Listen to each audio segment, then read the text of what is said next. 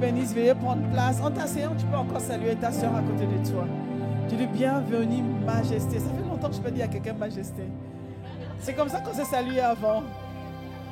Mais en se saluant comme ça, on a eu quelques problèmes. Les gens exigeaient même partout, même quand ils étaient hors de l'église, pour m'appeler majesté. On dit, ah, là, c'est pas là. Merci beaucoup les chants, que Dieu vous bénisse. Amen. Quelle grâce. Oh, merci d'avoir ramené là. Ok. Merci Seigneur, quelle grâce. On a besoin de son règne. Parce que lorsqu'il est là, les choses ne se passent pas de la même manière. Alléluia. Il prend le règne, il prend l'autorité et la direction. Amen. Alors ce matin, j'ai vraiment cherché, mais le Seigneur m'a donné ce texte et ce passage que je vais lire avec vous. Parce qu'on a eu vraiment un week-end bien rempli. J'aimerais qu'on puisse encore acclamer le Seigneur pour les camps des femmes. C'était un moment béni. Waouh! Et c'était juste merveilleux. Wonderful, comme disent les Américains, les Anglais. Et c'était des moments bénis. Et donc, on a quand même crié. Ma voix était un peu entamée. On a crié là-bas. Pas juste de joie, on a crié pour chasser les démons aussi. C'était pas évident, mais gloire à Dieu. Amen. Alors, j'aimerais vous lire un passage que vous connaissez tous, mais le Seigneur m'a demandé de le lire, avec vous, de parcourir ce passage. Il est un peu long, mais vous inquiétez pas, tout va bien. Ok? Donc, je vais le lire. Il se trouve dans le livre de Luc, chapitre 15, versets 11 à 32. Mais je crois que je vais sauter certains versets, et c'est sur ça qu'on partira pour la suite. Donc, je vais lire Luc, chapitre 15, versets 11 à 32. Je commence à partir du verset 11. Il dit encore. Donc ça, c'est le Seigneur Jésus qui raconte une parabole à ses disciples. Il raconte une parabole aux hommes de cette saison. J'espère que vous m'entendez bien, ça va? Ok. Les hommes qui l'écoutaient à cette époque. Et comme vous savez, Jésus parlait beaucoup en parabole. Je vais donner un peu ce que c'est qu'une parabole en même temps comme définition. Il dit encore, un homme avait 2 fils. C'est la parabole du fils prodigue. Vous l'avez déjà écouté. Mais le Seigneur veut que nous puissions le lire ce matin. Un homme avait 2 fils, verset 12. Le plus jeune dit à son père, « Mon père, donne-moi la part de bien qui doit me revenir. » Et le père leur partagea son bien. Peu de jours après, le plus jeune fils, ayant tout ramassé, partit pour un pays éloigné où il dissipa son bien en vivant dans la débauche. Verset 14. Lorsqu'il eut tout dépensé, une grande famille survint dans ce pays et il commença à se retrouver dans le besoin. Alors je crois que je vais tout lire. Et il alla, mais c'est pas grave parce que la semaine peut-être que tu avais eu le temps de lire la Bible, n'est-ce pas? On va lire ensemble. Ok. Il alla se mettre au service d'un des habitants du pays qu'il envoya dans ses champs garder les pourceaux. Il aurait bien voulu se rassasier des carougues que mangeait. Le français, des fois, est difficile. C'est quoi les carougues? C'est la nourriture des pourceaux, apparemment. Les agriculteurs doivent savoir ce que c'est. Mais personne ne lui en donnait. Étant rentré en lui-même, il dit, « Combien de mercenaires chez mon père ont du pain en abondance, et moi ici, je meurs de faim. Je me lèverai, j'irai vers mon père et je lui dirai, mon père, j'ai péché contre toi, contre le ciel. Je ne suis plus digne d'être appelé ton fils. Traite-moi comme l'un de tes mercenaires. » Et il se leva. Il ne s'est pas juste limité à penser. Il se leva véritablement au verset 20 et alla vers son père. Comme il était encore loin, son père le vit et fut ému de compassion. Il courut se jeter à son cou et le baisa. Verset 21, le fils lui dit, « Mon père, j'ai péché contre le ciel et contre toi, je ne suis plus digne d'être appelé ton fils. » Mais le père dit à ses serviteurs, « Apportez vite la plus belle robe et l'en revêtez. Mettez-lui un anneau au doigt et des souliers aux pieds. » Verset 23, « Emmenez le veau gras et tuez-le. Mangeons et réjouissons-nous. » Verset 24, « Car mon fils que voici était mort, il est revenu à la vie. Il était perdu et il est retrouvé. » Et ils commencèrent à se réjouir. Or, le fils aîné était dans les champs lorsqu'il revint et approcha de la maison. Il entendit la musique et les danses. Il appela un des serviteurs et lui demanda ce que c'était. Ce serviteur lui dit, « Ton frère est de retour. Et parce qu'il l'a retrouvé en bonne santé, ton père a tué le veau gras. » Il se mit en colère et ne voulut pas entrer. Son père sortit et le pria d'entrer. Mais il répondit à son père, « Voici, il y a tant d'années que je te sers sans jamais avoir transgressé tes ordres. Et jamais tu ne m'as donné un chevreau pour que je me réjouisse avec mes amis. Et quand ton fils est arrivé, celui qui a mangé ton bien avec des prostituées, c'est pour lui que tu as tué le veau gras. » Le père répondit au verset 31, « Mon enfant, lui dit le père, tu es toujours avec moi et tout ce que j'ai est à toi. Mais il fallait bien s'égayer et se réjouir parce que ton frère que voici était mort et qu'il est revenu à la vie, parce qu'il était perdu et qu'il est retrouvé. » Amen. Est-ce qu'on peut acclamer le Seigneur pour sa parole?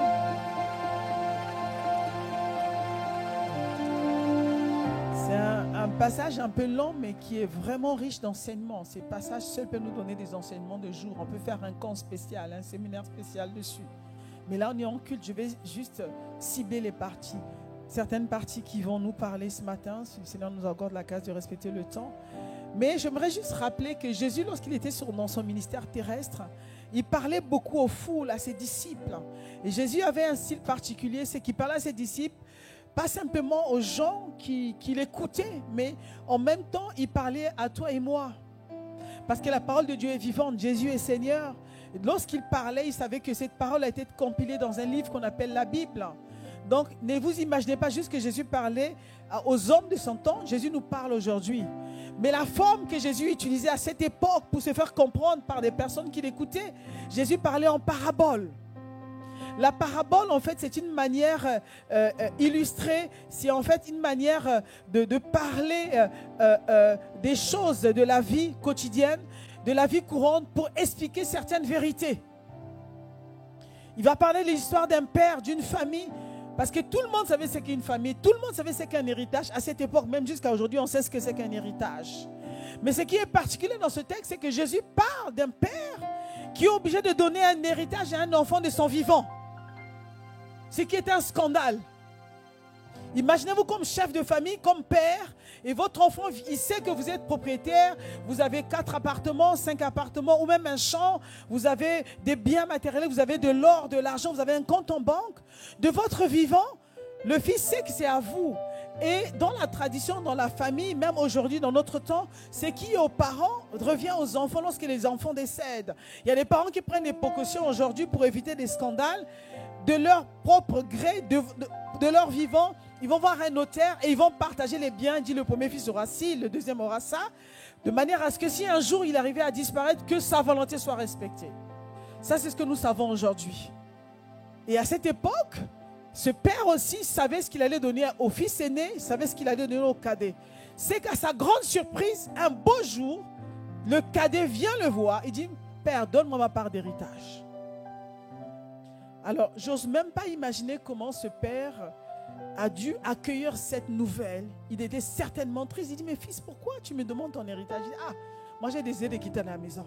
Ça fait longtemps que je suis avec toi, là, moi je dois partir. Je dois aller m'essayer dans le monde. Je dois sortir de ta maison parce que je suis devenu un homme. Mais comme j'ai mon héritage, donne-moi mon héritage. Le papa était certainement choqué. Mais comme le fils insistait, il a obéi, il a donné sa part d'héritage. Il a donné la part du fils cadet. Et ce fils cadet est parti de la maison. Alors il part de la maison. Le papa est triste. Il dit, attends, je suis encore vivant, tu pars. Ça veut dire que tu n'étais pas bien dans ma maison. Mais voici, le texte nous dit que ce fils part. Et quand il part, il se met donc à faire la fête avec ses amis. Il dilapide tout. Il va dans le monde, dans la débauche. Il a gaspillé tout ce qu'il avait. Et il y a une crise qui frappe le pays où il est allé, ou la région, ou la zone où il était allé se réfugier. Voici ce fils qui se retrouve sans rien. Il n'a plus rien. Il n'a même plus de quoi manger. Ça, c'est déjà arrivé à certaines personnes qui, des fois, ont une forte somme entre les mains. Et les statistiques donnent que des gens qui, souvent, en tout cas, plus de la moitié, pour ne pas dire 70% des gens qui gagnent le loto, quelques temps après, ils deviennent pauvres. Parce qu'ils n'ont pas su gérer. Donc, ce fils n'est pas dans ce même cas. Lorsqu'on n'a pas été préparé à toucher une grosse somme, on peut devenir pauvre du jour au lendemain. Et c'est ce qui est arrivé à cet enfant. Parce qu'il avait un père aimant, mais il n'avait jamais capté le cœur de ce père. Ce qui l'intéressait, c'était l'argent, la vie, les copines, les boîtes de nuit et compagnie. Donc, il perd tout. Et donc, il est accueilli par un habitant de cette ville. Et même étant travailleur de cet habitant, il avait même du mal à manger. Cet habitant, en fait, l'a pris comme un esclave. C'était un agriculteur qui avait des porcs, un pourceau, et qui nourrissait des pourceaux. Et ce fils disait même, donne-moi au moins ce que les pourceaux mangent, ce qu'on appelle les garouks. Le gars lui donnait pas, il a dit, ah non, je ne vais pas mourir ici quand même. Un bon jour, il dit, non, non, non. Et il a commencé à penser au moment quand il était dans la maison de son père. Amen. Il a commencé à penser quand il était dans la maison de son père. Et alors, et le fils, pendant qu'il est en train de penser, il y a un autre drame qui se fait, c'est que le père, là où il est aussi, il pense à son fils. Le fils pense, non pas parce qu'il aime son père, il pense parce qu'il a faim. Il dit le père, lui, même mon père, ses esclaves, il les nourrissait au moins. Moi, je suis esclave ici, on ne me nourrit pas. Mais en fait, et pendant qu'il pense, le père aussi, là où il est triste. Tous les jours, le père se lève, il va s'asseoir au salon près de la fenêtre, il regarde si son fils reviendra un jour. Et il est dans la maison avec le fils aîné. Et le fils aîné est lui, il était au moins obéissant. Il travaillait. Il venait donc, papa, on va voir un peu un vieux papa, je ne sais pas comment était cette père. Jésus avec ses proverbes, je ne sais pas comment il décrivait, mais en tout cas, j'essaie d'imiter un peu. On peut voir un père qui va à chaque fois, il va s'asseoir dans la véranda, sur son rocking chair, en train de penser à son fils. La Bible dit qu'il allait tout le temps, il pensait à son fils. Il sortait de la maison, il regardait si ce fils pouvait venir un jour. C'est pour ça qu'un jour, il a aperçu justement venir, parce qu'il avait l'habitude d'aller, et il pensait à ce fils-là. Et pendant ce temps, l'aîné qui était dans la maison, lui, il était dans la maison, il travaillait. Comment l'aîné travaillait? L'aîné ne posait pas la question de savoir, papa, tu es triste? Papa, est-ce que mon frère cadet te manque? Il ne se souciait pas de ce que le papa désirait. Il ne se souciait pas de comment son père se comportait, mais il faisait que travailler. En aucun moment, il est venu voir le père pour dire, papa, de quoi as-tu besoin? Papa, qu'est-ce qui te toucherait? Qu'est-ce qui te ferait plaisir? Il n'a jamais fait ça. Il allait juste, papa, j'ai préparé aujourd'hui. Je sors un peu, papa, j'ai fait telle chose. Il venait informer le père de ce qu'il faisait comme tâche dans la maison. Mais jamais il s'est rapproché de son père pour demander, papa, qu'est-ce qui te ferait plaisir? Papa, comment tu te sens ce matin? Ce père était isolé dans sa tristesse, assis en train de penser. Et Dieu faisant les choses, la Bible dit que là où il était, le fils cadet, il est entré en lui-même. Après avoir réfléchi, il dit, oh, qui est fou? Il est rentré en lui-même, il a dit, bon, là, je ne vais pas mourir ici comme un malpropre. J'ai quand même un père. Je ne sais pas s'il va m'accueillir, mais je vais au moins aller là-bas. Pas pour réclamer la position de fils, mais au moins réclamer la position d'esclave. Afin que je puisse avoir de quoi manger. Et donc la Bible nous dit, ce fils entra en lui-même. Qu'est-ce qu'il va dire? Étant rentré en lui-même au verset 17, il dit combien de mercenaires, et au verset 18, il ne s'est pas limité à juste dire combien de mercenaires. Il ne s'est pas limité à juste constater ce qui se passe dans la maison de son père. Il a dit, je me lèverai, j'irai vers mon père et je lui dirai, mon père, j'ai péché contre toi. Donc le fils prend la résolution de dire que je vais me repentir en allant voir mon père afin qu'il m'accepte, il me prenne comme un esclave afin que j'ai de quoi manger. Vous voyez? Au moins on peut louer ce fils parce qu'il a dit non, il ne veut pas mourir pas en victime, mourir comme un martyr de la faim. En tout cas, il a dit, moi, je n'ai pas de raison de mourir de faim. Mon père, le connaissant, c'est un père d'amour, il ne me chassera pas. Il me prendra au moins comme esclave, au moins j'aurai de quoi manger. Amen. Est-ce que vous me suivez ce matin? Amen. Amen. Et ça, cette réflexion vient du fait que, je vous ai dit tout à l'heure, ce n'est pas parce que ce fils aimait le père, mais c'est juste parce que ce fils était dans le besoin. Et vous savez, quand vous êtes devant les challenges de la vie, il y a le Salomon qui disait dans Ecclésiaste, chapitre 16, verset 14, « Au jour du bonheur, sois heureux. Et au jour du malheur, réfléchis. » Il a dit, il y a un passage qui le dit, « Dieu a fait l'un comme l'autre, afin que l'homme ne découvre en rien ce qui sera après lui. » Des fois, quand on passe les moments difficiles, c'est le moment de la réflexion. Seigneur, qu'est-ce qui se passe? Qu'est-ce que j'ai mal fait? Seigneur, quelle issue je peux avoir? Ce fils a commencé à réfléchir comme quelqu'un qui a du bon sens alors qu'il venait de commettre un acte qui n'avait pas de sens, non-sens. Mais il a dit, je ne vais pas mourir, j'irai vers mon Père. Et bien aimé, j'ai découvert dans la vie que Dieu se sert des tribulations, des brisements dans la vie pour nous enseigner. Dieu voulait enseigner quelque chose à ce fils. À condition que nous nous arrêtions et tirons des leçons de ce qui nous arrive. Si tu ne mets pas un stop, tu laisses entrer dans un engrenage, tu peux mourir bêtement, tu peux mourir prématurément, tu peux galérer inutilement. Il y a des gens dans la vie, je pense, qui galèrent inutilement. Dès lors que tu rentres dans un engrenage, à un moment donné, stop toi. Tu dis, oh stop, où est-ce que je suis comme ça? Qu'est-ce qui se passe? Qu'est-ce que je fais de travers? Qu'est-ce qui a été prévu pour moi? Cette semaine, le thème de notre camp, en tout cas ce week-end, c'était nouveau départ. Je pense que le temps était fixé pour ce fils cadet de prendre un nouveau départ. Alors, pardon, hop, voilà. De prendre les talons des femmes, pardon. Hein. On aime faire les belles, des fois ça nous joue des tours. Hein. Le temps était venu pour ce fils de prendre un nouveau départ. Avant de prendre un nouveau départ, il faut s'asseoir, réfléchir. Fais l'analyse, compte. Là où tu étais avant. Compte. Est-ce qu'il y a eu des promesses dans ta vie? Compte. Dis, pardon, laisse-moi aller là où vraiment ma vie peut avoir un sens. Et là, tu préfères que tu retournes en arrière, que tu t'asseyes et tu reprends maintenant la marche de ta vie correctement. Amen. Beaucoup d'entre nous avons fait cela un jour. On pensait avoir une vie meilleure, une vie somptueuse, une vie qui allait, mais on s'est rendu compte qu'on était misérable. On n'était pas satisfait. Moi, à 19 ans, j'ai pris un nouveau départ. Et pourtant, le jour de ma naissance, j'avais un départ. Et je commençais à vivre ma vie. Mes parents m'ont montré un chemin que je commençais à poursuivre. Je me suis rendu compte que ce n'était pas mon chemin, mais je ne savais même pas. Quand on m'a invité dans une église comme celle-ci, elle était moins bien que celle-ci. Moins bien. En fait, c'était dans la cour d'une parcelle. On était assis sur les bancs. On m'avait amené là par hasard. Quelqu'un m'avait invité. Et ce jour-là, lorsque le pasteur a commencé à prêcher, j'ai été touché dans mon cœur. Moi qui pensais connaître Dieu. Moi qui pensais, parce que j'allais le dimanche à l'église catholique, je remplissais un devoir religieux, mais je ne connaissais pas Dieu. Quand je rentrais chez moi, je vivais ma vie.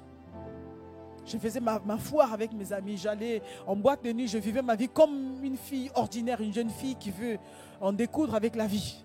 Je pensais le connaître, mais ce jour-là, j'ai vu ma misère. J'ai vu que j'avais besoin de quelqu'un dans ma vie. J'avais besoin de Jésus réellement.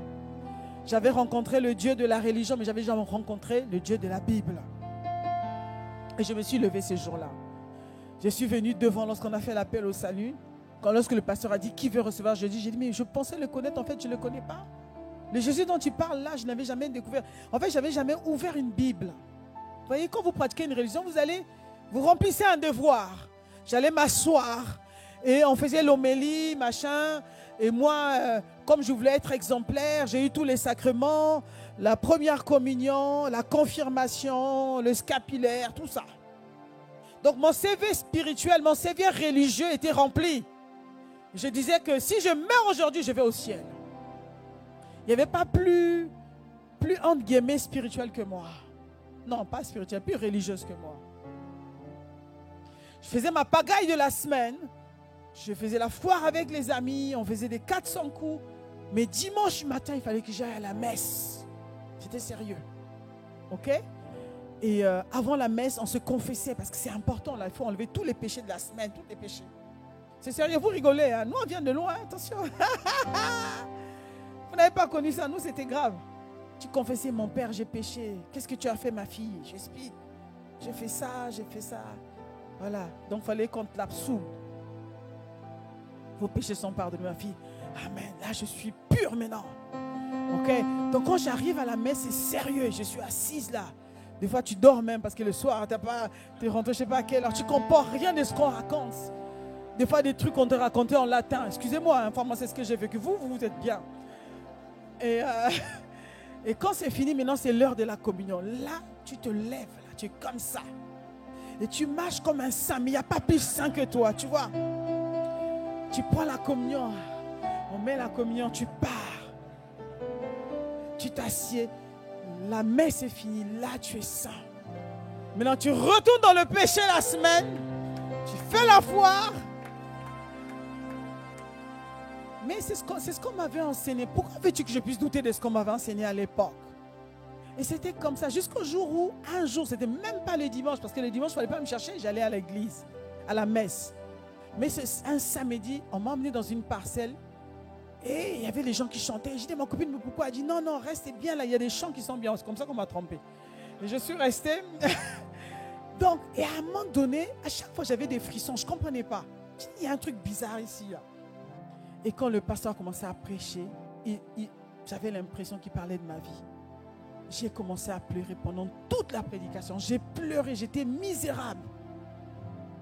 Et quand il a dit qu'il va accepter Jésus, j'ai dit, moi je vais connaître ce Jésus, je ne le connaissais pas. Et là, ce jour-là, ma vie a pris une autre orientation. C'était un nouveau départ pour ma vie. Par la grâce de Dieu, Dieu m'a regardé sur ce chemin au nom de Jésus. Et j'ai vu le changement radical de ma vie. J'ai été transformé à jamais. J'ai regretté tous les péchés. J'ai regretté toutes les fois où j'étais loin de lui. J'ai dit, donc si je mourais là, j'allais aller en enfer. Je ne le connaissais pas. Ma vie a changé radicalement. Amen. Donc c'est important lorsqu'on rentre en soi-même, mais en même temps aussi, il faut faire le pas de foi. Il faut avancer. Donc ce fils, il est avancé. Il a dit, je retournerai vers mon père. Alors que ce fils retourne vers le père, la Bible dit qu'il était en chemin et le père qui était assis sur son rocking chair, il aperçoit une silhouette qui ressemble à son fils, de loin. Il aperçoit quelqu'un. Au départ, il ouvre les yeux, il n'est pas sûr. Après, de plus en plus, comme le fils avance, il sent que c'est son fils. Et la Bible dit que Jésus dit en fait qu'il ne laisse pas ce fils arriver jusqu'à lui. Ce père se lève et il court vers le fils. Il va embrasser son fils. Amen. Est-ce qu'on peut acclamer le Seigneur? Ça, c'est impressionnant. Lorsque j'avais lu ce passage, j'ai compris c'est ce qui était arrivé le jour où j'ai accepté Jésus pour de vrai. Pendant longtemps, Dieu le Père m'attendait. Il m'avait créé à son image, selon sa ressemblance. Il voulait que je sois dans sa maison, dans sa présence. Mais je me suis embrouillée dans la religion. Je ne le connaissais pas. Donc j'étais perdu loin de lui. Ok? Et ce jour-là, lorsque je suis venu dans cette église, lorsque je me suis levé, Dieu n'a pas attendu que je vienne jusque devant la chair. Il est venu m'embrasser. Ça, c'est la vérité que Jésus voulait enseigner à tout enfant de Dieu de notre époque. Le jour où tu rentres en toi, tu décides d'aller dans la présence de Dieu, de répondre à l'appel au salut, Dieu court vers toi. Parce qu'il t'a toujours attendu. Ça, c'est le Père d'amour. Sans te juger, sans se dire, mais elles sont mauvais, elle a les habits déchirés, parce que cet enfant était certainement abîmé. Dieu ne regarde pas ça. Dieu ne regarde pas ton état. Il ne regarde pas comment tu es venu casser, broyer. Il ne regarde pas, il ne te juge pas. Il est content de te voir revenir et il vient t'embrasser. Amen. Est-ce qu'on peut acclamer le Seigneur? C'est ce Dieu que nous servons. Alléluia. C'est ce Dieu que nous servons. Il vient t'embrasser. C'est après qu'il se rend compte que tu es sale. Et là, maintenant, une opération de lavage, de nettoyage va commencer maintenant. Amen. Mais au départ, il vient t'embrasser. Alors, le titre de mon message ce matin, après avoir donné ce petit résumé, servir Dieu en prenant ses fardeaux, pour tes fardeaux t'assure une récompense. Amen. C'est très important. Nous qui sommes dans la maison, nous devons savoir comment servir Dieu. L'histoire de ce papa commence là. Et cette histoire pouvait s'arrêter là. Servir Dieu en prenant ses fardeaux, pour tes fardeaux t'assure une récompense. C'est ça. Lorsque tu es dans la maison, lorsque tu es maintenant toi, le fils gagné, sur la ligne de départ, il y a quelque chose que Dieu attend de toi. Celui qui était dans la maison, le fils aîné, c'était un fils gagné puisqu'il était là. Mais il ne savait pas servir son père. Donc Dieu ne te juge pas. Comment, qu'est-ce qu'il fait? Dieu va... qu'est-ce que cette personne, qu'est-ce que le Père attend que tu viennes. C'est pour ça que Jésus pouvait dire dans le livre de Jean chapitre 15 verset 16, Jean 15 verset 16, ce n'est pas vous qui m'avez choisi, mais c'est moi qui vous ai choisi. Dieu nous a choisis, Dieu nous a désirés, Dieu nous a voulu, Dieu a toujours intercédé, prié pour nous. C'est pour ça qu'il a envoyé Jésus mourir à la croix. Jésus est venu à notre rencontre afin de nous reconnecter au Père. Donc il y a eu un travail préalable de fait. Jésus a payé nos péchés, nos manquements, nos fautes, nos égarements à la croix. C'est pour ça que quand tu viens, ne dis, est-ce que je mérite? Est-ce que je ne suis pas bizarre? Est-ce que... Non, ne regarde pas ça. Viens tel que tu es. T'inquiète, le Père a des vêtements pour toi. Il a un boulot qu'il va faire dans ta vie. Viens tel que tu es. C'est pour ça que lorsque tu veux inviter quelqu'un à l'église, ne le juge pas. Dis pas, ici on ne s'habille pas comme ça. Ne regarde pas ça, t'inquiète. Dieu prendra soin de cette personne. Si tu sens que cette personne a son look, sa manière d'être, ne t'inquiète pas. Amène-le dans la maison de Dieu. Dieu en prendra soin parce que Dieu ne juge personne. Le Dieu que nous servons, c'est un Père d'amour. Alors, qu'est-ce que Dieu le Père fait lorsqu'une âme revient à la maison de Dieu? Je vais vous donner 3 choses que fait le Père. Et ces choses sont décrites dans les versets 22 et verset 23. Qu'est-ce que le Père va dire? Il va dire, apportez vite la plus belle robe. Eh bien, évidemment, il doit changer un peu ton look. Tu étais habillé avec des habits de condamné à mort. Vous savez, la robe orange là, ça c'est les Américains qui connaissent ça. Tu étais perdu, tu étais complètement sale. Et le Père va dire au verset 22, mais le Père dit à ses serviteurs, apportez vite la plus belle robe et l'en remettez. C'est-à-dire qu'il faut l'habiller. Quand tu viens dans la maison de Dieu, la Bible dit qu'il te lave par le sang de Jésus. Il enlève tes vêtements souillés. Il te revêt des vêtements de justice. Amen. La robe blanche, les vêtements de justice. Tu es justifié par le sang de Jésus qui a coulé à la croix. Tu es accueilli par la justice de Dieu. Tu n'es plus coupable. Tu es maintenant innocent. Tu es appelé non coupable quand ton iniquité a été enlevée. Amen. Et Zacharie chapitre 3 nous dit au verset 4 et 5, Zacharie 3 verset 4 et 5, l'ange prenant la parole dit à ceux qui étaient devant lui, ôtez-lui les vêtements sales. Puis il dit à Josué, vois, je t'enlève ton iniquité. Quand Dieu enlève les vêtements, il enlève le péché. Quand on a traîné dans la rue, on est revêtu de péché. Voilà. Quiconque n'a pas Christ en lui, il a la nature pécheresse en lui. Dieu ne dit pas, enlève d'abord tes péchés avant de venir. Il dit, viens, moi j'ai le pouvoir d'ôter le péché de ta vie. J'ai le pouvoir de changer ta vie. Donc il dit, vois, je t'enlève ton iniquité et je te revêt d'habits de fête. Véritablement, ce n'est pas une robe quelconque que ce père a revêtu son fils qui est revenu. Il était dans la joie. On l'a lavé, on lui a mis un habit de fête. Ok? Et dans Zacharie, toujours, qu'on met sur sa tête un turban pur et il mire sur... Voilà, ça c'est Zacharie qui dit, ça c'est un peu l'image de ce qui t'arrive lorsque tu viens au Seigneur. Parce que moi, le jour où j'ai accepté le Seigneur, je m'en souviendrai toujours. C'était un jour mémorable. Ce jour-là, ma vie n'a plus jamais été la même. J'ai senti l'amour de Dieu. J'ai senti la compassion du Seigneur. J'ai senti que là, pour de vrai, j'étais vraiment purifié. Parce que j'ai vécu dans la culpabilité. À chaque fois que je faisais mes va-et-vient à la messe, là, je revenais, j'étais tout le temps coupable. Tous les jours. Tous les jours, je venais confesser mes péchés. Mais quand tu viens au Seigneur, il te pardonne une bonne fois pour toutes. Tu es justifié. C'est pour ça que quand on fait l'appel au salut, il ne peut pas venir 10 fois ici, là. Une fois pour toutes. C'est quand tu l'as accepté, tu l'as accepté. Il t'a purifié. Maintenant, quand tu tombes, c'est différent. Tu as déjà été justifié. Quand tu commets un péché, tu dois confesser devant le Père, Seigneur, pardonne-moi. Et la Bible dit que si nous confessons nos péchés, il est juste et bon pour nous les pardonner. Mais ce n'est pas que quand tu as péché, ça veut dire que Dieu t'a abandonné. Jamais de la vie, tu deviens. Tu es enfant de Dieu. Enfant de Dieu, c'est une identité. Amen. Est-ce que ton enfant, quand il fait les bêtises à la maison, il arrête d'être ton enfant? Non. Nos enfants, ils font des bêtises. Notamment quand ils sont petits, ils font beaucoup de bêtises. Hein. Ils cassent les verres, ils renversent des choses, ils mettent le bazar. On les corrige un peu, ensuite on nettoie. Il reste notre enfant. C'est comme ça avec le Seigneur. Amen. Donc, ton statut change quand tu viens à Dieu. Et ce statut est humiliant. Aussi longtemps que tu restes dans ta maison. Aussi longtemps que tu restes dans sa maison. Aussi longtemps que je reste dans sa présence. Quand tu fais les bêtises, il te corrige, il te brise. Amen. La deuxième chose qu'il va faire, il va dire, mettez-lui un anneau au doigt. Amen. Dis à ton frère ou à ta soeur, un anneau au doigt. Ça, c'est fort, ça.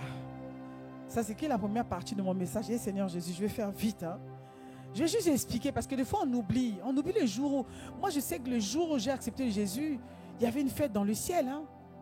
Est-ce que tu sais ça? Dieu t'a habillé, tu étais magnifique, tu étais intéressant, tu étais brillant. Amen. On a mis un anneau. L'anneau est un signe d'alliance. Pour nous qui avons accepté le Seigneur, une nouvelle alliance scellée par le sang de Jésus. Une alliance qu'aucun homme ni aucune puissance ne pourra défaire, sauf l'homme lui-même. Quand Dieu te prend, tu viens au Seigneur, il te met une alliance. C'est jusqu'à la fin cette alliance. Dieu n'a jamais enlevé l'alliance sur le doigt de quelqu'un avec qui est venu à lui. C'est l'homme lui-même, à un moment donné, enlève l'alliance. Dieu n'a jamais divorcé d'un homme. Je n'ai vu ça nulle part. Même Judas, qui était le traître qui a trahi Jésus, c'est lui-même, en allant se pendre, qui a casser l'alliance. Or, Dieu le Père le regardait du ciel. Et Dieu le Père attendait Judas. On a beaucoup parlé de Judas ce week-end. C'était un type d'homme qui nous intrigue. Parce que Judas n'était pas le seul à être dans la situation. Pierre aussi, Simon avait trahi Jésus.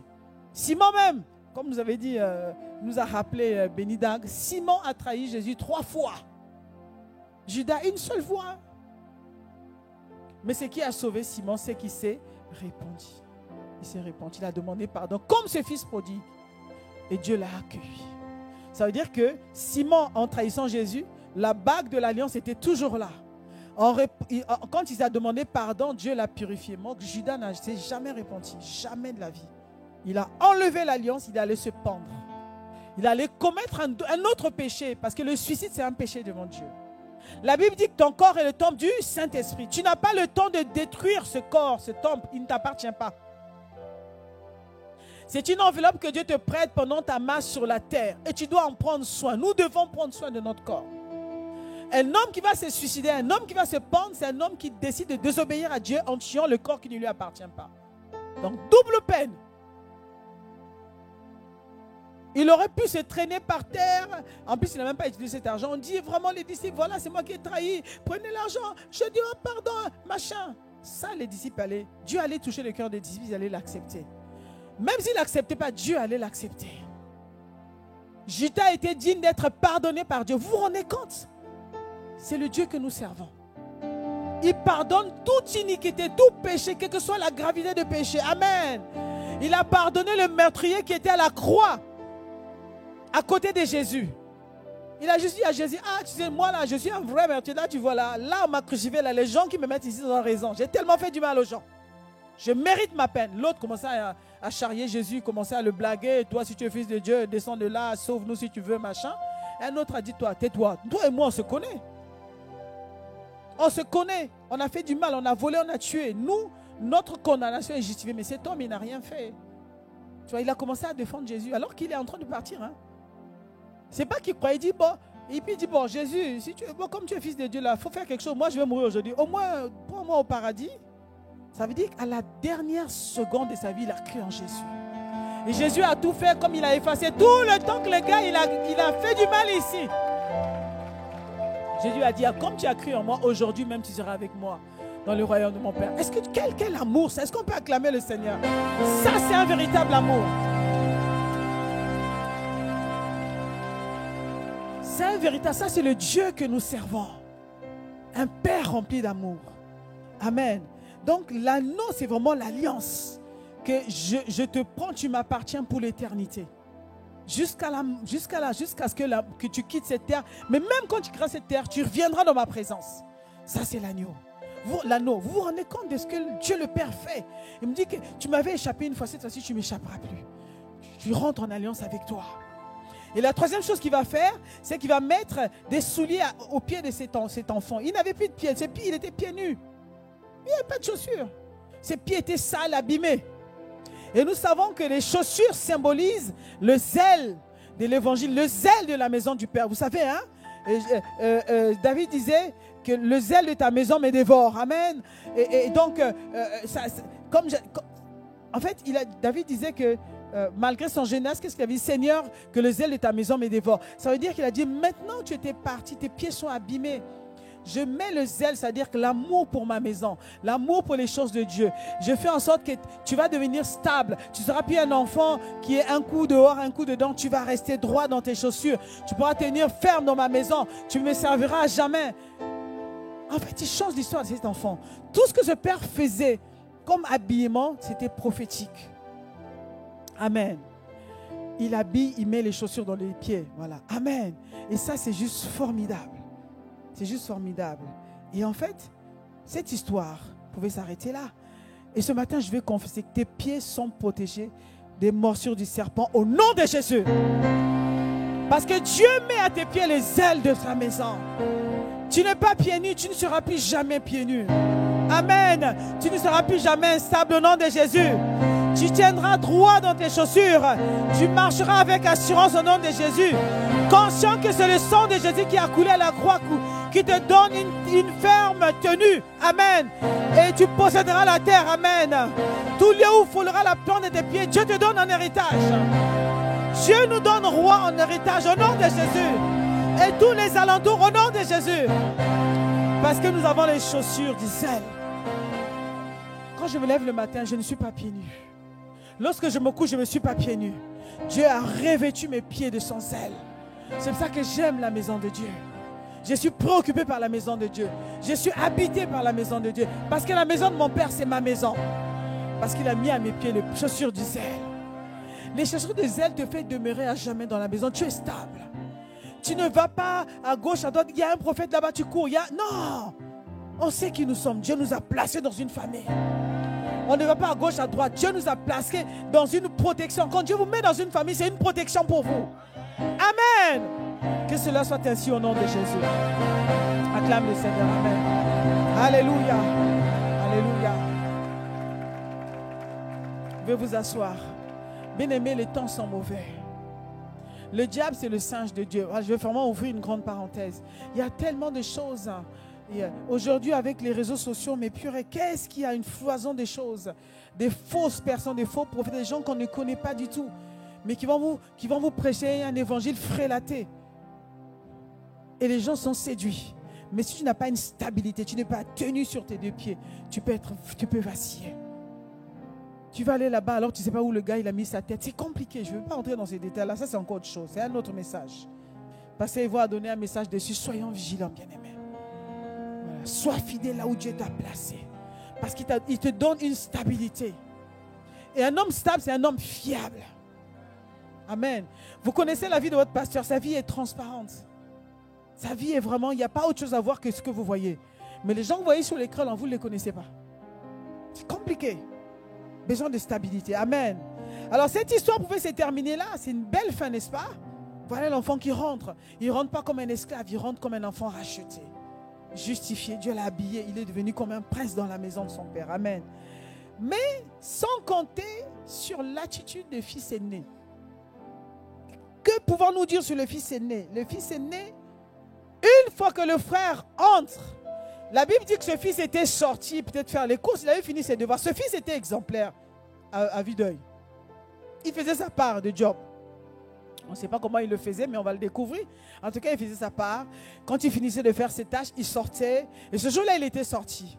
En revenant, il entend de loin les bruits de fête. Parce qu'une fois qu'on l'a habillé, après, il y a la fête. En fait, Jésus était en train d'enseigner à ses disciples ce qui se passe réellement le jour où nous venons à lui. Il y a une fête véritablement dans le ciel. Je vous assure. J'ai l'impression qu'il y a la fête dans le ciel tous les jours. Parce que tous les jours, quelque part, par la grâce de Dieu, il y a une âme qui revient dans la maison de Dieu. Donc quand nous serons au ciel, on sera vraiment, il y a une ambiance particulière. Il y a les louanges, il y a des chants, il y a la fête. Tous les jours qu'une âme accepte le Seigneur, il y a une fête dans le ciel. Et donc ces garçons, de loin, ils entendent la musique dans la maison de son père. Ils disent, mais qu'est-ce qui se passe là-bas? Je n'ai jamais entendu la musique. Mon père, ces derniers temps, était tellement triste. Il était toujours dehors sur son rocking chair. Mais qu'est-ce qui se passe? Il va demander à un serviteur. Ce serviteur dit, hey, tu n'es pas au courant. Ah, les gens aussi. Ton frère est revenu, oh, tu sais ça? Ah, on lui a dit, qu'est-ce qui se passe? Dis-moi, il y a la fête. Il commence à décrire. Et tu sais pas? Même que ton père a tué le veau gras. Gars, il y a la fête là-bas. Hey! Bah, lui aussi, il a exagéré. Est-ce qu'il voulait seulement mettre l'autre dans la colère au lieu de préparer le cœur? Parce que ça surprend. Il savait qu'on n'a jamais fait la fête pour celui qui était dedans. Il lui aussi commence à mettre le feu. Hé? Tu n'es pas au courant? Mais tu n'as pas la nouvelle. Mais il y a la fête là-bas, ton frère là, il est revenu. Et ton père a tué le veau gras. Il est habillé. Donc les gars commencent à décrire. Le gars, il n'est pas encore rentré. Donc depuis l'extérieur, il est en colère. Il est fâché. Quoi? Ce vagabond? C'est prostitué, il est revenu, machin. Et donc maintenant, il arrive dans la maison et il commence à parler à son père. Comme pour reprendre son père. Vous voyez, surtout les enfants d'aujourd'hui là, qui reprennent leurs parents. Ils font des reproches aux parents. Moi, là où je suis né, tu sais ça, c'est la chicotte qui va te suivre. Qu'est-ce que tu vas dire à ton père? Tu vas lui dire quoi? Il va dire, mon fils, toi tu es né avant moi. Comme ça, les parents ne parlent. Mais il va te fouetter, hein. Les enfants d'aujourd'hui, oui, c'est pas comme ça. Maman, machin, il commence à parler. Il te montre, il veut te faire une leçon de vie. Alors que lui qui est né hier, là. Tu as changé ces couches-là. On va t'expliquer la vie. Et là, ce fils, c'est cette attitude qu'il va avoir. Et au verset 29, donc il commence à reprendre son père. Verset 29, « Voici, il y a tant d'années que je te sers, sans avoir jamais transgressé tes ordres. » Ce qu'il dit est vrai. Amen. Il n'a jamais offensé son père. Et il rajoute, « Et jamais tu ne m'as donné un chevreau pour que je me réjouisse avec mes amis. Jamais tu as tué le foie gras. Jamais tu m'as apporté avec... » Parce qu'il voit son frère, il dit, mais disons, son frère, là, le vagabond qui est revenu, là, il est encore même plus beau que lui qui est dans la maison. Et il dit, mais un désordre, il se fâche, commence à corriger le père. Et en fait, cette histoire nous rappelle juste qu'en fait, le frère aîné est à l'image de l'Église aujourd'hui. À l'image de toi et moi. L'image de ceux qui ont été sauvés, qui habitent dans la maison. En fait, des fois, nous sommes dans la maison de Dieu, mais nous ne sommes jamais préoccupés de ce que pense notre Père Dieu. Qu'est-ce qu'il attend de nous? Je vais nous soulever ici 3 choses qui m'ont interpellé. Ce frère aîné restait à la maison, servait son père sans avoir capté ni compris le cœur du père. Il était là, mais il ne connaissait pas le père. Il servait à sa manière, mais il n'a jamais pris le temps de demander à son père comment ce dernier voulait qu'il le serve. Quand quelqu'un prend le temps de faire une fête, quand quelqu'un prend le temps de célébrer quelqu'un, c'est que c'est ça son fardeau, c'est ce qu'il y a dans son cœur. Ça veut dire que le service qui aurait intéressé le père, c'est d'aller chercher le frère qui était parti. S'il voulait vraiment réjouir le cœur du père, afin que le père fasse une double fête, aussi bien pour celui qui est perdu et pour lui qui est à la maison, que le père l'habille aussi le décor, il aurait fallu qu'il aille voir son père qui était triste, lui demander, papa, mais je te vois triste, qu'est-ce qui te manque? Le papa allait lui dire, tu sais, ton frère est parti, il me manque, est-ce que tu peux aller le chercher? Tu me rendras un énorme service. Mon cœur bat pour les âmes qui sont perdues. Mon cœur bat pour tous ceux qui sont en dehors. Il aurait accompli la mission, le battement du cœur du Père. Le fils servait, mais il a loupé le coche.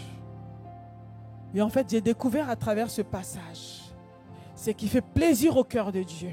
La plus grande mission qu'il nous a donnée, c'est d'aller de faire de toutes les nations les disciples. Quelqu'un qui sert dans l'église, c'est bien. Quelqu'un qui fait le protocole, c'est bien. Quelqu'un qui sert à la musique, c'est bien. À la sono, c'est super. À l'accueil, c'est super. Celui qui balaye l'église, c'est louable. Mais celui qui, en plus de faire ça, va dans les rues, cherche les âmes perdues. Va dans les rues comme Jésus qui parlait de la parabole du grand souper. Il va chercher les gens. Sachez que le Seigneur avait prévu dans ce parabole. Jésus parlait beaucoup en parabole. Il parlait des mystères. Il nous distillait comme ça des vérités spirituelles. Si ce garçon allait dans les rues, si nous, l'église, alors que nous le servons, même moi, pasteur, qui a le micro entre mes mains qui vous parle, si je me limite à ça, j'ai loupé le coche. Le cœur de père se réjouit. Il dit, oh, que tu es dans la maison, c'est bien, mais tu n'as pas touché mon cœur. Ce qui me fait vibrer, c'est que j'ai fait un souper. Ma maison est immense pour accueillir tous les perdus qui sont sur la terre. J'ai fait une invitation à certaines personnes. La première catégorie de personnes que Dieu avait invitées, c'était les brebis égarées d'Israël. C'est eux qui étaient invités. C'est pour ça que Jésus, lorsqu'il vient sur la terre, lorsque la femme cananéenne vient la voir, il dit que moi, je ne peux pas te donner un miracle. Je suis venu pour les brebis égarées d'Israël. Je suis d'abord venu pour ceux du Dédan. Ceux du Dédan, c'était le peuple que Dieu s'était choisi d'avance, le peuple d'Israël, le peuple juif. Jésus était venu d'abord pour eux. Et ça veut dire que la maison de Dieu était grandement ouverte pour eux. Jésus, en donnant la parabole du souper, donc il dit qu'un monsieur, un chef fait une fois une fête et il envoie et il attend ses invités. Les brebis égarées d'Israël, c'était les premiers invités que Dieu le Père attendait. Sauf qu'il a attendu en vain. Lorsqu'on vient les chercher, ils ont dit, oh ben moi je ne peux pas venir, j'ai mon père à enterrer, j'ai ma brebis à machin truc. Donc chacun avait une occupation. Et qu'est-ce que dans cette parabole nous dit? Le maître va dire à ses serviteurs, allez dans les rues. Allez prendre tous les gens que le monde entier a rejetés. Tous ceux qui ne sont pas juifs, tous ceux qui n'ont pas été qualifiés, allez les prendre, ramenez-les dans la maison. Alors ils sont allés, ils ont commencé à prendre les gens qui n'avaient pas à manger, les gens comme toi et moi, qui ne connaissaient pas, qui étaient dans la religion, qui n'en connaissaient rien. Paf, paf, paf. Comment ce jour-là, j'ai suivi la personne qui m'a emmené, paf, je suis allé dans la maison de Dieu. Malgré le fait que les serviteurs ont ramené plein de monde, il y avait encore beaucoup de place. Le maître dit, mais c'est tout ce que vous avez ramené, mais ce n'est pas suffisant. Allez, prendre des estropiés, contraignez-les de venir, ça veut dire ramasser tout ce que vous trouverez dehors. Ça veut dire que dans la maison de Dieu, il y a grandement de la place. Le maître, le Père, notre Dieu, bat son cœur, saigne pour les âmes qui sont perdues. Donc à chaque fois que tu sors pour aller chercher ceux qui sont dans les rues, que tu vas chercher ceux qui sont perdus, le Père fait une grande fête. Si c'est le fils aîné qui est allé les chercher, les ramener dans la maison, alors Dieu allait faire une double fête. Il allait faire une fête pour celui qui est rentré, il allait décorer le fils qui allait chercher. Alors, j'ai dit, Seigneur, ton cœur bat pourquoi? Et en fait, j'ai vu qu'il y a des récompenses, il y a des grâces que Dieu accorde à ses fils, à ses serviteurs, qui prennent ces fardeaux. Dieu, le Père, a un fardeau que nous ne connaissons pas. Facilement dans l'église, nous rentrons dans l'activisme, dans le service, on court à gauche, à droite, on fait les choses, on fait des répétitions. Dieu nous voit nous agiter. Les chants viennent le samedi, ils répètent, après chacun rentre chez lui. Dis, c'est tout. Mais je ne l'ai pas appelé que pour ça. Et l'âme, et la personne, et ta voisine du palier, et telle personne que tu as rencontrée, est-ce que tu lui as parlé de mon amour? Ce week-end, on était en train de parler entre nous, on soupirait juste, mon cœur était brisé parce que, je vais encore le redire ici, j'ai dit ça aux femmes.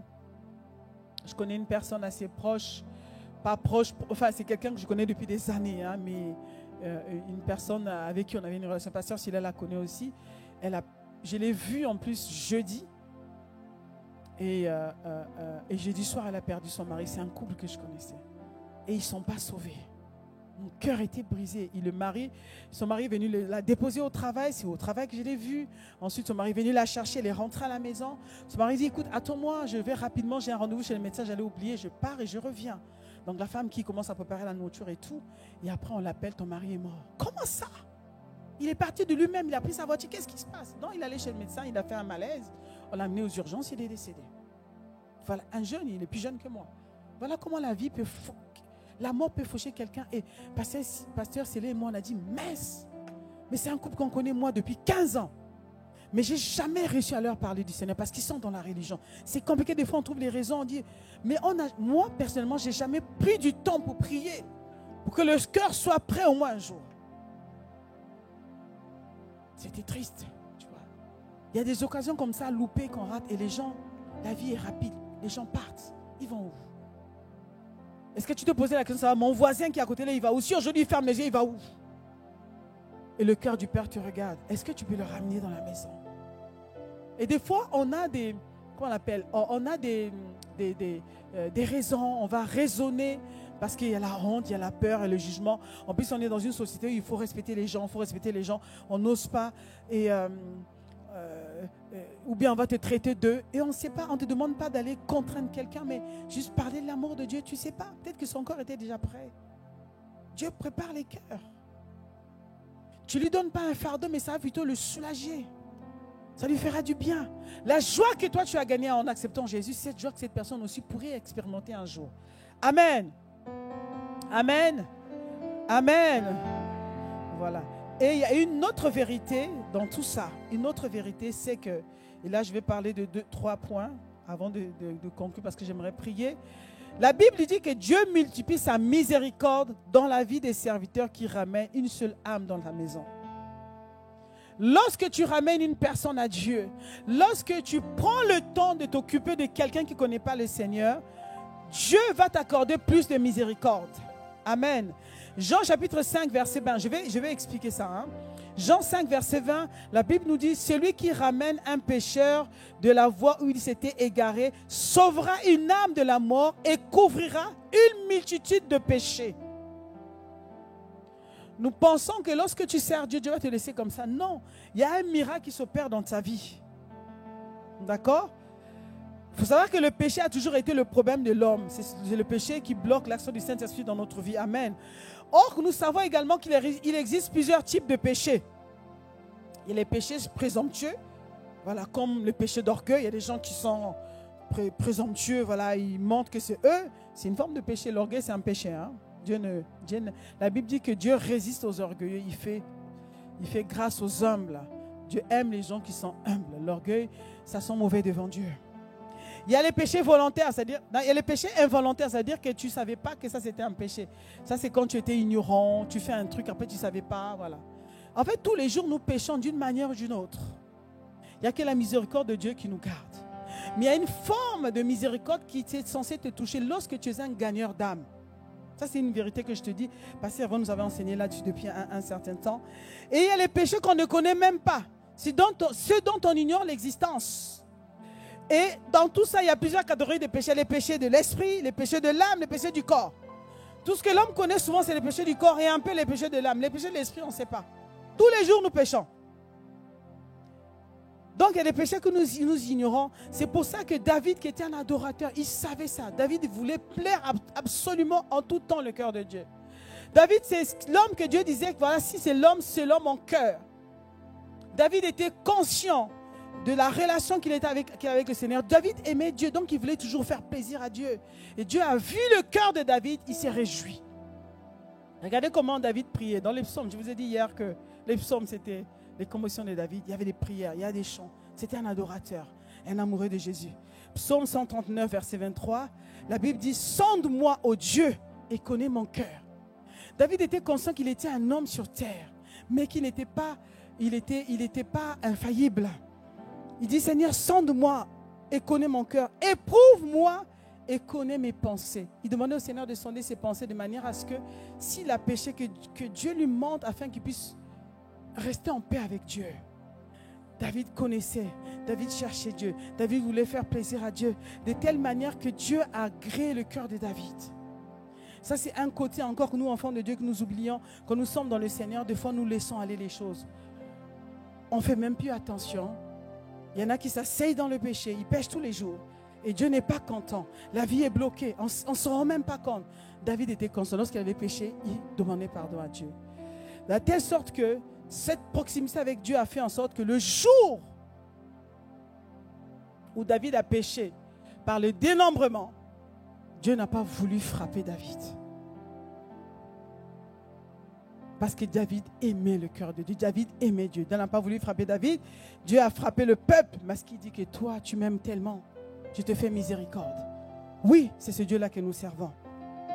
Et l'amour de Dieu, lorsque tu sers Dieu, lorsque tu vas chercher les âmes, Dieu, cet amour pour les âmes couvrira un grand nombre de péchés. Cela veut dire que sur ta vie, Dieu va, dans un certain niveau, manifester la miséricorde.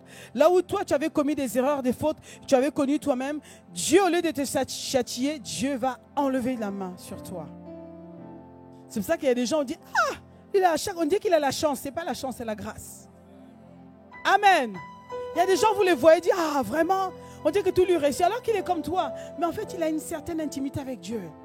Il se soucie des âmes, il aime les gens, il va chercher les gens. Alors, il est des fois maladroit. Mais Dieu dit, parce que tu vas chercher les âmes, je te pardonne. Parce que tu vas chercher les âmes, le péché que tu as commis, j'ôte le péché. Sans qu'il ouvre sa bouche pour commencer à dire, Seigneur, pardonne-moi. La miséricorde de Dieu parle dans sa vie. Ça, c'est une forme de miséricorde que nous négligeons. Quand tu touches le cœur du Père, le Père est content. Quand il est content, il est le juste juge. Il dit, bon, c'est moi qui décide. Là, personne ne va te toucher. Mais il a péché, non, ne le touche pas. David a péché, non, je vais frapper le peuple. Mais toi aussi, Dieu, est-ce que tu es juste? C'est moi qui commence, c'est moi qui ai créé le monde. Et voilà, c'est tout. C'est comme ça que Dieu le Père agit. Amen. Donc, allez chercher les âmes, bien-aimés. C'est quelque chose de fort.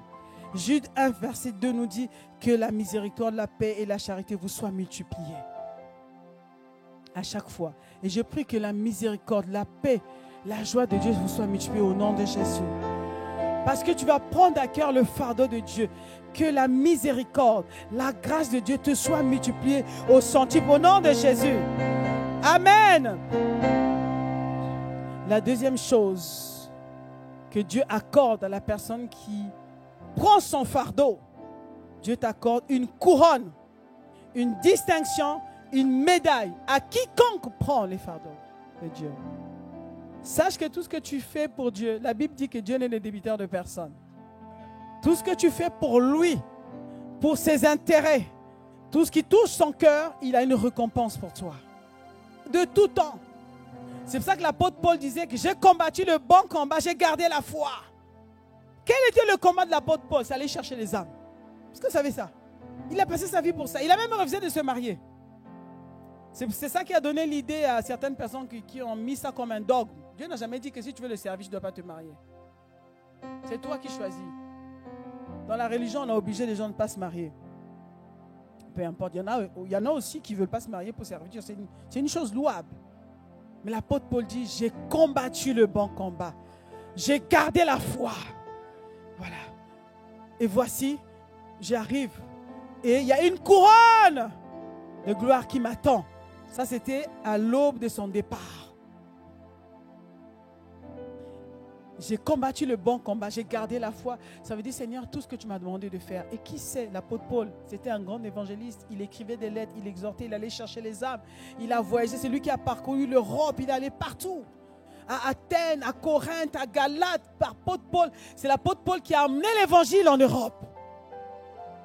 L'évangile est né à Jérusalem, là où était Jésus. L'apôtre Paul, comme il avait la double nationalité, il était citoyen juif et citoyen également grec. À l'époque où Jésus vient sur terre, ce sont les Grecs qui gouvernent la terre. C'était les Grecs. Ok? Et donc, il était en même temps citoyen grec. Et donc, il avait cette double nationalité. Il parlait les deux langues. Il parlait hébreu, il parlait aussi grec. Ok? Et c'est lui qui va prendre l'évangile lorsqu'il rencontre Jésus. Il prend l'évangile maintenant, il l'emmène. C'est l'apôtre Paul qui va prêcher à l'Europe. Et l'évangile va quitter l'Europe pour aller jusqu'en Afrique. Amen. Il a dit que j'ai combattu le bon combat.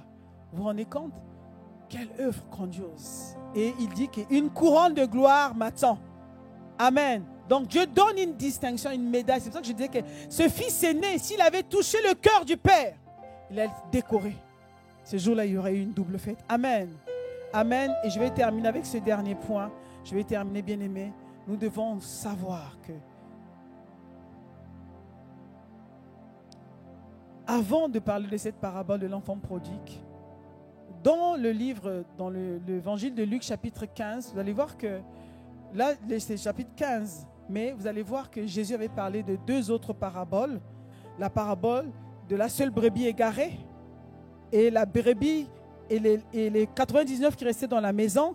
Il va dire que dans la maison, que le père qui avait égaré une seule brebis, le berger, il est sorti de la maison, aller chercher la seule brebis. Pour donner l'importance du seul âme. À partir de ce passage, Jésus voulait dire à ses disciples, vous savez, s'il y avait une seule personne qui n'était pas sauvée sur terre, je serais quand même venu sur terre mourir à la croix. Ça, c'est le cœur de mon Père. Il allait quand même m'envoyer parce qu'il était hors de question de laisser cette seule brebis perdue sur la terre. Il montre l'importance d'une seule âme. Il va parler aussi de la drachme ou de la perle perdue. Et là, encore une fois de plus, une femme qui a perdu une perle, qui va nettoyer toute la maison pour retrouver la perle. Il va remuer, alors qu'il a une boîte avec plusieurs perles. Hein. Donc, une seule âme a une importance capitale aux yeux de Dieu. Amen. Nous sommes allés en séminaire d'évangélisation à Saint-Martin. Et on a vu, pour ceux qui ont vu le documentaire, on a vu l'importance d'une seule âme. Oh, c'était capital. Ce jour-là, les missionnaires qui étaient partis, ils avaient les frissons. Parce qu'on savait que c'est une petite ville, c'est une petite île, c'est une île qui est comme une ville. Hein. Rouen a combien d'habitants à peu près? Ah, 400 000, c'est beaucoup, hein? C'est plus grand que, voilà. Saint-Martin, c'est comme la ville où j'habite, moi. 35 000 habitants, voilà, tout simplement. C'est une petite ville, une île. Mais là-bas, les gens sont affairés. Ça m'a rappelé comme au temps de Jésus. Tu sais, j'ai oublié de te dire, c'est le clin d'œil que j'avais eu quand je boudais. Jésus m'a dit, mais toi, tu vas être comme Jonas. Je dis, quoi, Jonas? Je vous assure que j'ai vraiment supplié le Seigneur pour aller à Saint-Martin. C'est quand je suis allé sur place, le premier jour du programme, que j'ai compris pourquoi Dieu voulait qu'on soit. Mais au départ, j'ai voulu parlementer avec le Seigneur. Cette île avait besoin du Seigneur. L'île avait véritablement besoin de Dieu. Les choses qui se sont passées là-bas, comment l'ennemi avait pris avantage sur cette île, il avait besoin que la puissance de Dieu tombe dans cette île. Mais il avait besoin de toi et moi, il avait besoin de nous. J'ai dit, Seigneur, pourquoi nous? Parce que vous, je savais que vous pouvez le faire. Et quand nous sommes arrivés là-bas, il y a des églises là-bas, mais les églises sont fatiguées. Les églises sont assises dans la religion, il n'y a rien qui se passe. Il n'y a pas une activité vraiment spirituelle qui se passe sur place. Et on était à la rencontre des pasteurs de quelques rares églises qui sont là-bas, les églises anciennes, traditionnelles, qui dorment un peu, quoi. Ils ont dit, vous êtes venus nous aider. Pendant des années, on a crié à Dieu, mais pourquoi il n'y a aucun évangéliste qui vient à Saint-Martin? On savait pas que c'était une île qui n'a jamais été visitée par un évangéliste. Il n'y a aucune croisade évangélistique. Il n'y a rien qui se passe là-bas. Je dis, mais c'est Dieu qui vous a envoyé. Vous êtes la réponse à nos prières. On dit, hein? À ce point? Et je disais à Pasteur Célia, mais il y a combien de personnes qui habitent là-bas? Tu nous déplaces tout un peuple comme ça? Et le voyage a coûté cher. Oh my God, j'ai jamais vu ça. On a fait des séminaires, des croisades d'évangélisation, mais ce terrain nous a coûté cher, énormément d'argent, sur une petite île à peine 35 000 habitants, dans laquelle, en fait, la plupart du temps, ce sont des touristes. C'est une île un peu bourge, donc il y a des gens, c'est à côté de Saint-Barthélemy, tu vois les gens faire Saint-Barth. C'est une île où les gens viennent faire la fête. Donc les gens sont là en bikini, machin, ils font la fête, vont à la plage, voilà. C'est un peu la débauche, quoi, voilà, c'est comme ça. Et il y a quelques populations qui là-bas est très pauvres, ce qui fait que tu ne peux pas aller là-bas si tu n'as pas d'argent. Donc nous, on a payé le prix que les touristes payent, alors que nous, on vient parler de Jésus. Oui. Je dis, mais c'est beaucoup d'argent tout ça, c'est quoi ce truc? Et c'est après que j'ai compris, Seigneur, tu savais que nous, on pouvait le faire. Je voulais les hommes et les femmes qui pouvaient payer le prix. On a mis notre argent, notre énergie, gratuitement, pour le Seigneur. On a déposé et on arrive. On commence à parler de Jésus, on invite les gens. Les gens ne viennent pas. Jésus ne les intéressait pas. On était choqués, dit, mais attendez, on est là pour vous. Tu sais, non, tu nous as envoyés ici. Il m'a dit, j'ai un peuple là-bas. Et on a compris que Dieu voulait qu'on puisse proclamer les paroles sur l'île. Donc le premier jour, les missionnaires sont allés dans les rues, ils ont pris un bus, aller chercher les gens trouvaient des raisons. Comme au temps de Jésus pour le grand souper, la même chose. Ah non, moi je suis occupé, je vais à tel endroit, je fais telle chose. Chacun avait des raisons. Et ils sont approchés d'une dame qui venait de finir de faire ses cours. Elle dit, ah mais j'ai fini mes cours, je rentre chez moi. Elle dit, mais est-ce que tu peux venir là maintenant? On a le temps de prière et tout. Elle dit, mais moi j'ai fini mes cours. Ils ont supplié la dame. La dame est montée seule dans un bus. C'était impressionnant. Donc, ils l'ont amenée jusqu'au lieu. Elle est venue s'asseoir. Elle a écouté la parole, Quand le pasteur et l'apôtre Yvon a fait l'appel au salut, elle était la première à se lever. Elle est venue devoir accepter Jésus. Elle dit, ah Seigneur, la seule brebis égarée. Elle n'est pas la seule. En tout cas, cette brebis-là avait besoin du Seigneur. On a loué Dieu, on a acclamé le Seigneur. Évidemment, le lendemain, il y a des gens qui sont venus et voilà. Mais on a rendu grâce à Dieu parce que ce qui s'est passé après, on a dit, Seigneur, on comprenait. Parce que juste pour la petite histoire, il y a 5 ans à peu près, quand il y a eu l'ouragan là, c'est Irma, c'est ça? Irma, en 2017, voilà, Irma. Vous avez entendu parler de l'ouragan Irma? Cet ouragan venait aux Antilles, elle était destinée à aller s'échouer en Guadeloupe.